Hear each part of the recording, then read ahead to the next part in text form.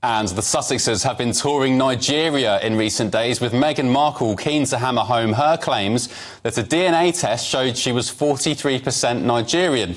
So during a speech at Lagos State Government House yesterday, the Duchess said it feels very appropriate to be in the motherland and amongst family. I'm very overwhelmed. I want to start by saying thank you very much for just how gracious you've all been in welcoming my husband and I to this country, my country. And every single moment that I hear anyone so far talk about what it means to be a Nigerian woman, it is the most flattering thing to be in that company, to be in your company. OK, all right. Well, interestingly, the runaway royals didn't seem keen to join in with a rendition of God Save the King.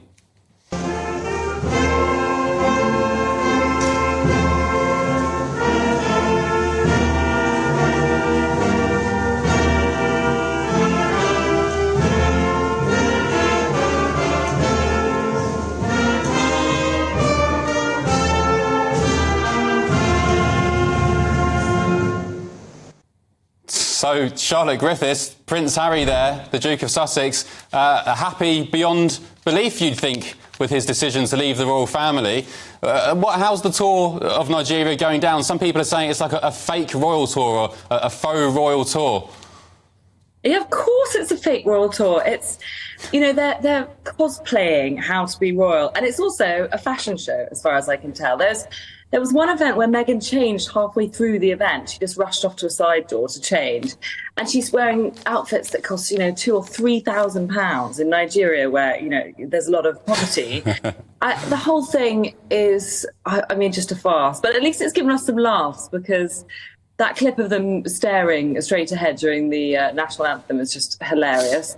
And the other bit that you slightly cut the clip off before Meghan went on, when she was wearing the red dress, she goes on to, in a roundabout way, describe how she knows she's Nigerian because she's beautiful and powerful.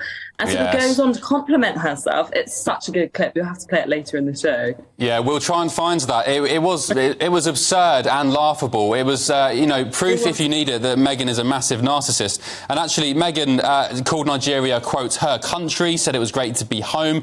And Harry, meanwhile, said that their Nigerian hosts were his in-laws. What's going on there, Charlotte?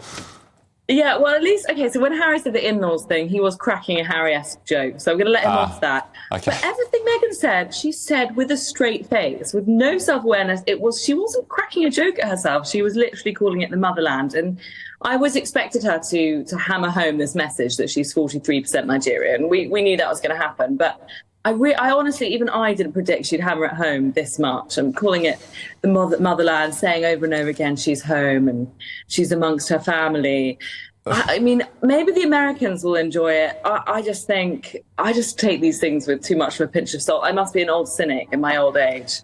Well, look, I guess Harry and Meghan they are both estranged from their families, so they could be on the hunt looking for, you know, replacements. But it's Mother's Day in America, Charlotte, and Harry and Meghan left their two children, Lilibet and Archie, to come on this tour. Now, look, I'm just going to put it out there. As a dad of two kids, I would never leave my kids alone without either me or their mum there. I mean, she's been getting some slack, Meghan particularly, for doing this. Is it deserved? Is this kind of normal for royals to leave kids with the nannies? Because, as we just said, there's no family there. Yeah, well, no, it's actually highly unusual for Meghan and Harry. I mean, historically, royals did this all the time. The Queen went away for 9 months when Charles was a little boy. But wow. Meghan has always been very keen to always be there for any special occasion. And she did, of course, mention Archie and Lilibet and said she missed her babies, was what she said. But it is actually very unusual. And there have been events in the UK that basically Meghan didn't really want to go to, and she'd not go because it'd be Archie's birthday or one of the kids' birthdays. So it's interesting that for this occasion, she was able to get around her usual rule book, let's say. OK. Well, look, let's move on slightly. A war of words is once again brewing between Prince Harry and his father, the King. So initially, Harry cited the King's busy schedule as the reason he wouldn't be seeing his father during his recent trip to the UK and London. Of course, they were just a few miles apart from each other last week. But friends of the King told the Sunday Times yesterday that, to the best of their understanding, Harry neither requested to see his father or invited him to attend the service at St Paul's last Tuesday to celebrate the Invictus anniversary. One added, the idea that he refused to find space in his diary, well, let's say recollections may vary once again. Charlotte, who do you believe? It's so complicated, isn't it? There's a lot of he said going on. I think I believe Charles, because I just think, there is a protocol for these things. And it does seem Harry made things incredibly complicated anyway by saying he wanted to stay with his dad. And his dad said yes. So he was allowed to stay in a royal residence. So that makes me think, of course, Charles was planning to free up space in his diary. But then Harry said, no, actually, I don't want to stay with you, Dad. I'm going to stay in a hotel. And then the back and forth went on. And now we learned that then it was actually quite difficult for Charles to see Harry because Harry wasn't readily available in a royal residence. We don't actually know where the hotel was, but presumably it wasn't close to where Charles had numerous engagements, including seeing the Prime Minister, hosting this Buckingham Palace garden party.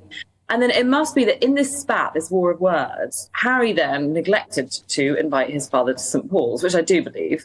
And that is now being billed as the reason why there are no royals there. But it's very unedifying, actually. It's, first of all, deeply confusing because we're getting briefings and counter-briefings left, right and centre.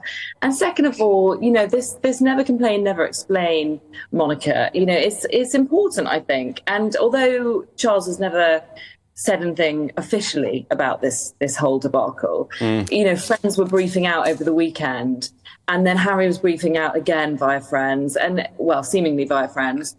And I just think we just need to rise above this. It's not actually a soap opera. The royal family. It's just so sad that whether they're royals or not, that a son and father can't link up and have a chat despite being in the same city a few miles away. But look, thankfully, King Charles' relationship with Prince William, Harry's brother, seems to be as strong as ever. The monarch officially handed over the role of Colonel-in-Chief of the Army Air Corps to the Prince of Wales earlier today. Take a look at this.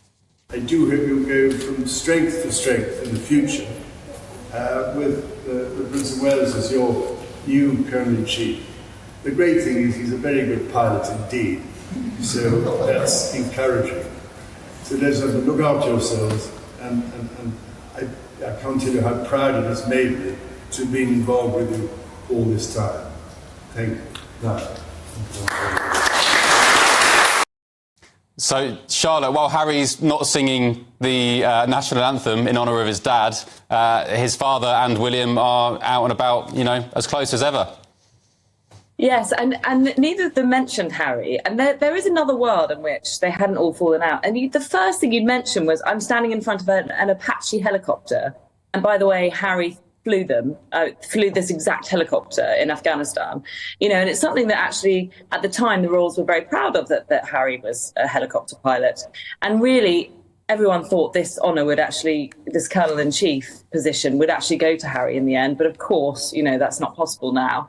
But it's nice to see Charles and William. Look, there they are. They are close, and they weren't always this close. Actually, there was a time when there was a lot of friction, and actually that united Harry and William because they both found the royal system very frustrating together. But as things broke away, William's become more and more in tune with the royal family and how it operates, and more accepting of that's how it is.